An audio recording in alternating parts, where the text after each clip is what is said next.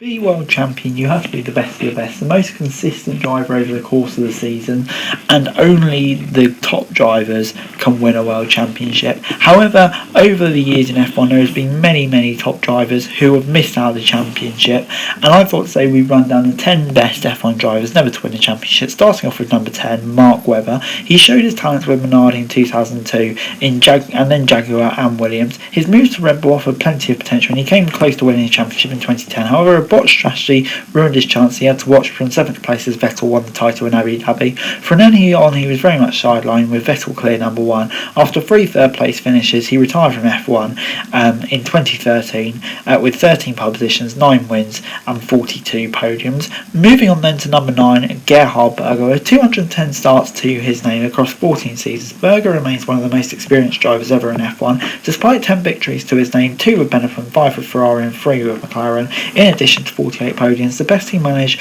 was 2 third-place finishes overall in 1994 and 1998. His first and last victories were for the Benetton team, with 11 years separating them. And yeah, in between those, he definitely did deserve a championship. Moving on then to number 8, and that's David Coulthard, second behind only Sterling Moss on the most victories throughout a championship. Despite a career spanning 15 seasons, Coulthard never managed the elusive championship, despite plenty of early promise. In 1995, his first full season with Williams was hugely impressive, and as well at McLaren, obviously having a championship winning car, but unfortunately Mika Hakkinen was just slightly too good. He moved on to Red Bull, but then his career began to wind down, with Red Bull still not at their peak, and he missed out. Moving on then to number 7, and that's Rubens Barrichello. A record 332 race starts, heralded 14 pole positions, 11 victories, 68 podiums, 658 points for Barrichello, but unfortunately no championships. Forced to play second fiddles during the Michael Schumacher years, Barrichello joined Honda and was part of the renamed Brawn, which obviously had the fastest car in 2009. However, it was Jenson Button who got the better of him, and Barrichello missed out on the title. Moving on then to number 6, and that is Didier Peroni. After 11 races, Villeneuve's teammate Didier Peroni led the World Championship by 9 points, despite sitting out the Belgian GP, which he didn't start owing to Villeneuve's death during qualifying. During the practice session ahead of the German GP, Peroni qualified on pole, hit Alain Prost's slow-moving car in heavy downforce and went flying. Eventually, he was able to walk out. While he was placed in hospital, Enzo Ferrari placed a cup next to his bed, which read Didier Peroni, the true 1982 World Champion. However, the books show that Keke Rosberg was actually the champion that year.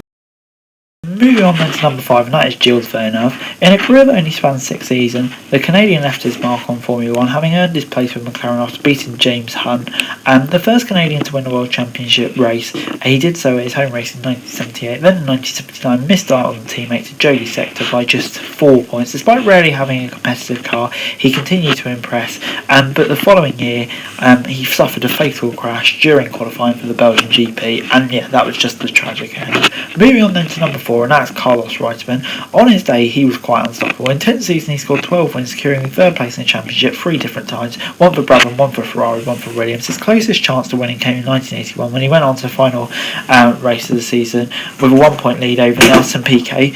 Despite qualifying on pole, an 8th place finish saw him lose the title by the smallest of margins, with Piquet finishing 5th. And yeah, Reutemann started 2 races for the next season, but then decided to retire.